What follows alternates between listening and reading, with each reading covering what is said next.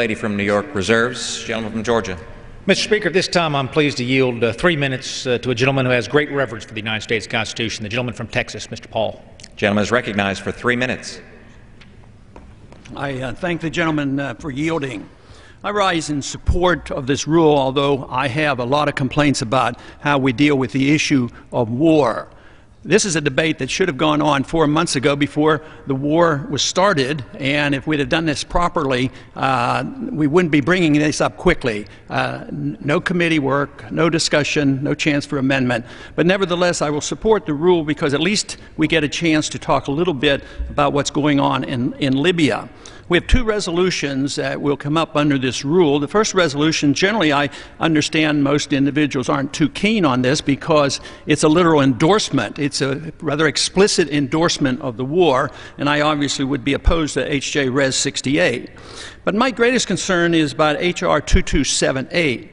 Because the way I read this resolution is that it essentially grants the same authority that we grant in the first one, because we say that, oh no funds can be used, deny the use of funds, but how can you deny the use of appropriated funds when they're using funds that weren't appropriated? It's so redundant. The funds were never appropriated, so yes, it's a good statement. No funds, you don't continue to be illegal is what we're saying. But what I'm concerned about are the exceptions. All the exceptions are for the things that they're doing, like search and rescue, intelligence gathering, renaissance, surveillance, refueling, operations planning, and doing everything except pulling the trigger. So we're legalizing that. I believe that H.R. 2278 is the first time that we in the Congress are making a statement that we are granting authority to the President to pursue this particular war. So I am in strong opposition to that resolution as well, although I understand the other side of the argument because it says denial of funds.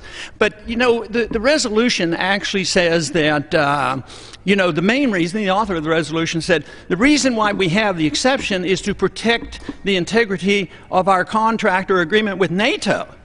Well, in the resolution said we have to stop the funding because we don't want to support NATO's war. So it's totally inconsistent, makes no sense whatsoever, but it reminds me of the War Powers Resolution. After the Vietnam War, we didn't want to get into that kind of war anymore, so they come along to Congress, and it's an infinite wisdom with great, good intentions, designs the War Powers Resolution, which legalized war for 90 days. That's part of the reason why we're here. We're in about 90 days, but here we're going into the 4th month dealing with the War Powers Resolution. There's a simple solution to all of this.